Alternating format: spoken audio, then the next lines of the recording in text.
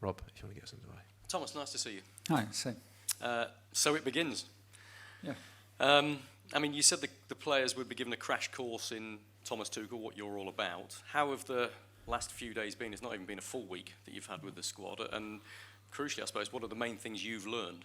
It's also a crash course for me in international football and how to adapt to the rhythm and to being together with a squad for only 10 days, but only have maybe 3 training sessions, full training sessions to prepare matches. So it's not only for the players a crash course, but also for me.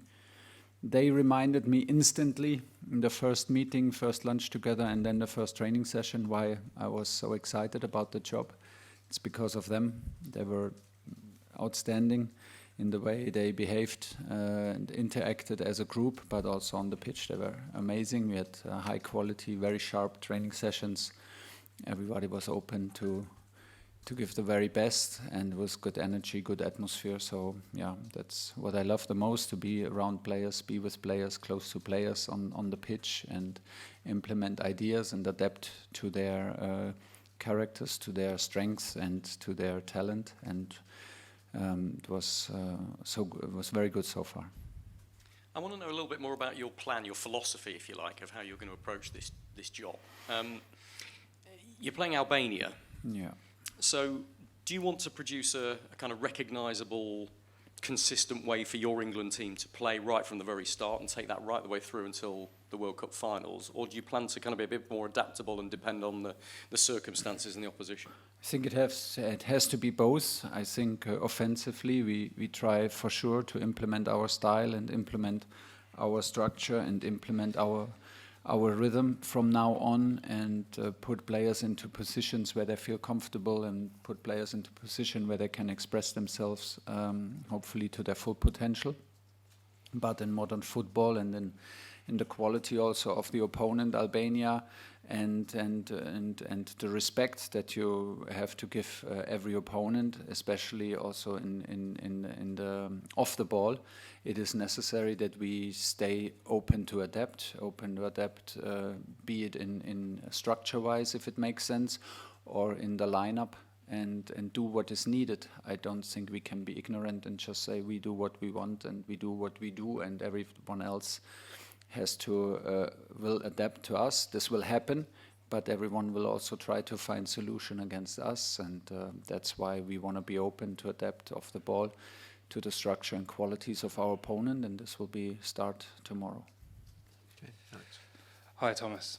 We've seen an interview where you said that England were more afraid to drop out of the Euros than had an excitement to win it. Could you explain what you mean by that, and how have you been introducing excitement this week? It was just my feeling. It was my feedback, and first of all was my feeling in front of TV, just way long before I even know that I may be in charge. That was my feeling. I think it's a pretty clear statement. And don't know how to put it in other words, and I think it has to be the other way around. I want us to play with the excitement and the hunger and the desire to win and the joy to win, and the acceptance of failure is a part of it, especially in football. But we want to implement this togetherness and the joy that everyone feels safe to express themselves and give their very best. And we play that it's recognizable. We play with the hunger and the joy to win, and not with the fear to lose. Anything can happen in football. We know this, but the focus is on winning, is on a higher number of touches in the opponent's box, a higher amount of attacks, a higher amount of high ball recoveries. This is where the focus is.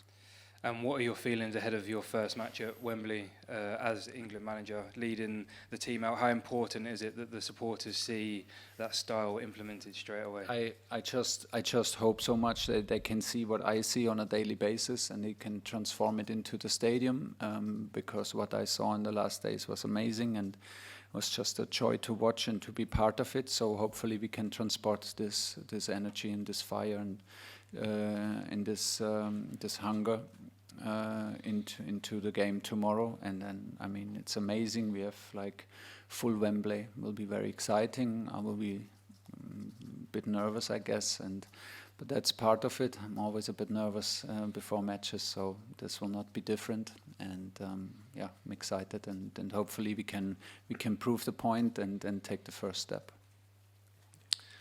Sven Töllner, Sky Germany. Thomas, the other day you were speaking about the laughs in the locker room that you were actually missing for the last couple of months. Did you have a couple of laughs so far? And who's the funniest guy so far? Many smiles around, and I think the players feel it also, that I missed it a lot, and I missed them a lot, and the energy. I think it's a unique energy in a football team, and a unique energy in a dressing room, and before and after training, and yeah, they are very social. It was very nice to see that they spend a lot of time together, and you know, it is very different from club football, because the players don't go home after training, so they stay. So you play table tennis, you play darts and cards and whatever. So it's nice to see and nice to observe, and even nicer to be a part of it. Talking about the English and German hero Harry Kane, did you take the chance? Who's about to have his hands on his first title this year? Did you take the chance to have a brief chat with him about the current situation in the Bundesliga? Yeah, of course, but we do this on a regular basis, and I think they are now very, very close to secure the title, which will be very important, of course, for the club, and maybe a little bit even more important for Harry itself, that he has his first major domestic trophy, and when this happens, it will give him a big boost to be even stronger for us. ARD, German TV, Mareike Aden, you said on Friday that it felt a bit surreal to be in this job, also as a German. Has the last week helped you make it more real? Has it maybe shaped your view? Absolutely, because from a lot of theory, it became very practical, the job suddenly. And it's very intense. It feels like a training camp, pre-season camp, to be so close and such a long time with players. But I have to say the players were amazing. Group was amazing, and the level of the training was very, very high, so very impressive. And we are very happy with it so far. We have one more training to go before we travel close to Wembley tomorrow and finally make our way to the match. Yeah, it helped. The practical daily business helped a lot to make it feel real. Once you start working with the players, once you start preparing training sessions, then watching it again on TV, talking to players, preparing video meetings and so on, then it becomes very real, and you stop thinking about the big picture from outside. So I'm at the moment in the tunnel, and this will not stop until the whistle of the last whistle goes tomorrow. From my outside perspective, I got the feeling that when you were announced as the new coach of the English team, that there was quite a bit of skepticism that a German would come into this role. Yeah. And now I feel a shift that there's a bit more positivity, a lot of excitement. What is your impression? Have you felt that shift as well? I have felt I have felt the excitement so far in the camp. I think we created, all of us, a positive energy and a kind of a buzz for the first match tomorrow, and it's on us. We have to prove the point. I have to prove the point and make people believe in me and in the project. That's our job, and this will not stop. And this will never be like one emotional status for the rest of the next months. This will be very fluid, and we have to make sure that we keep everyone on board and we keep our fans excited so they believe in us. Hi Thomas, David Walker, the England Pod. These are your first games as an international manager. In preparation for this role, have you done much analysis and thought about the specific tactical and physical differences between club football and international football? Not in all the depth, but I used all the support that the FA provides, which is of course on the highest level, and there is more or less how do you call it, think tank, that is a proper machine, the FA, and they provide all the support that you need as a coach, especially as a coach who has no experience in international football. But seeing the players come now from their from their clubs. It's our job now to create one idea that everyone can buy into it. I think the level of the depth in tactical tweaks and new things tactically is not so deep than in club football, because you have not so much time. So it's also the challenge for us to keep things simple, clarify stuff, keep easy messages, and then keep on going. The team spirit and the bond between the fans tomorrow and then also the country is super important, and we will take care about that, of course. You've spoken already about how you want this team to reflect the Premier League in its style, but is it also important for it to reflect you? It's an England team, but also it's Thomas Tuchel team. Yeah, but I want an active team. If it wants to reflect me, I want an emotional and active, a hungry team. So we can do this in you can leave your footprint in different styles. But I think we need, especially also me, we need to respect the quality of the Premier League and should reflect it.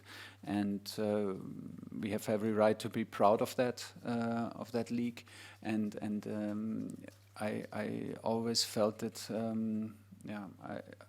I felt it amazing to come to different stadiums during my time in England and feel this energy very special energy from the crowd, what they demand of the players. This was very, very pure, even if people from outside think maybe they have the biggest names, they have the most money, and it's the richest league, but it's on the match day itself, it becomes very, very pure about football, and this is what I loved. And this is what that shapes the character of the players. That's why I love to be around them and I love working with them. And the physicality and you can light up a stadium so easily in Premier League with one tackle, with one header, and then everyone is suddenly on board. And this is what it is. I mean, we play for England, and we are not Argentina, we are not Spain, so. We can adapt stuff that makes sense also for us and should be open for that. But the DNA is clearly English, and this means it's physical, it's tough, and it's ready to fight. Thank you. Hi, Thomas. About a third of the players in your squad have won major trophies with their clubs. We look at obviously Bellingham and Foden and James, players like that. Yeah. So we know that they've got a winning mentality. Yeah. So this is a very old question with England. What is it? Is it psychological with England? Is it the shirt? I heard this a lot, that the shirt, that it's a heavy shirt. It is, in fact, not.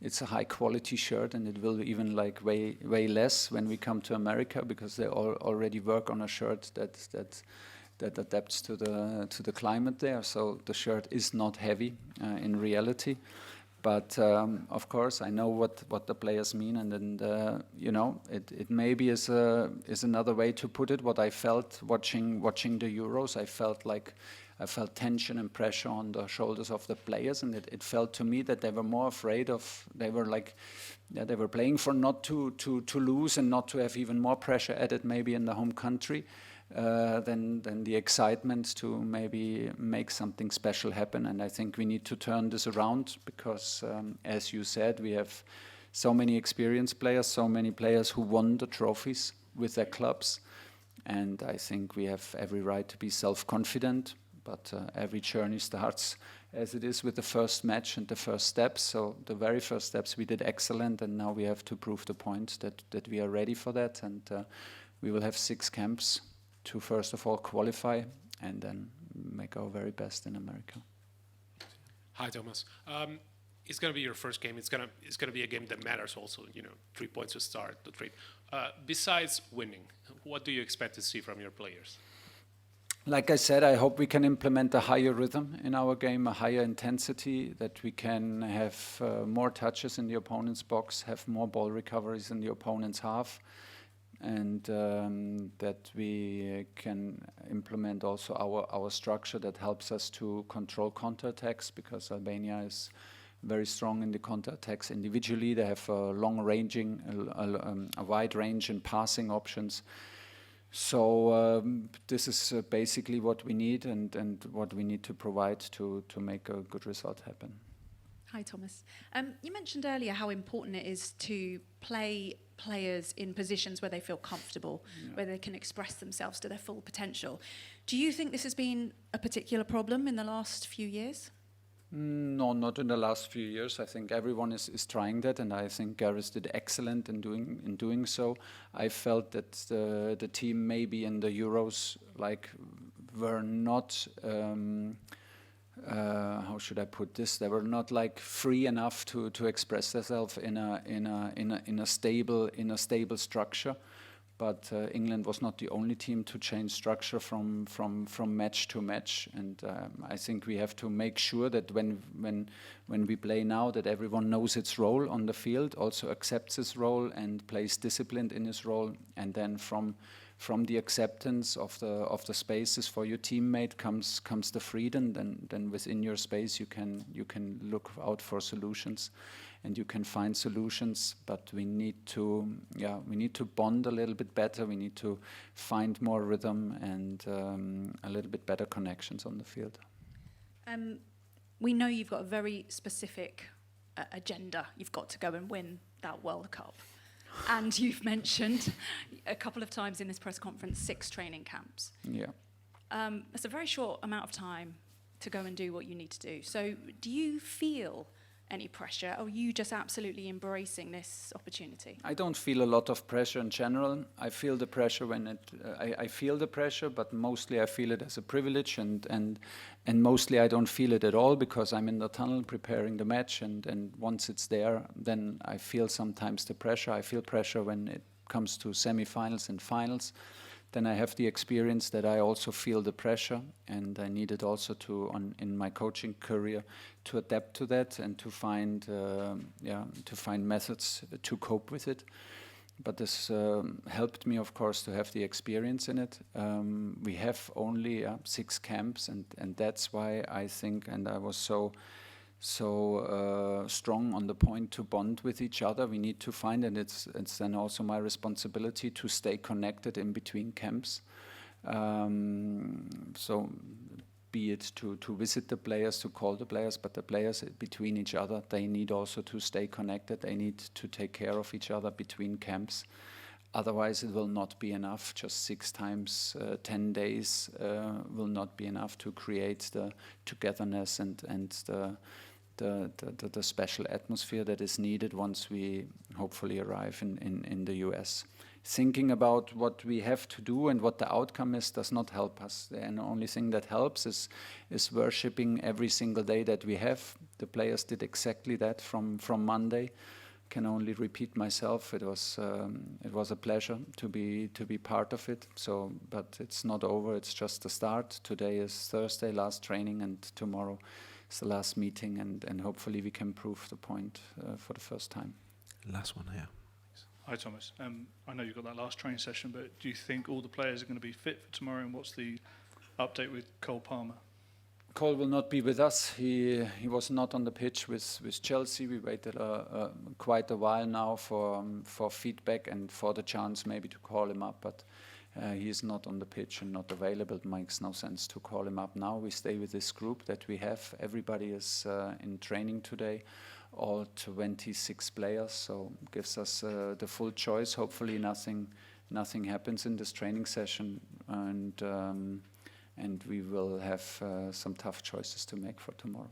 On AM, on DAB, via the talkSPORT app and on your smart speaker. talkSPORT.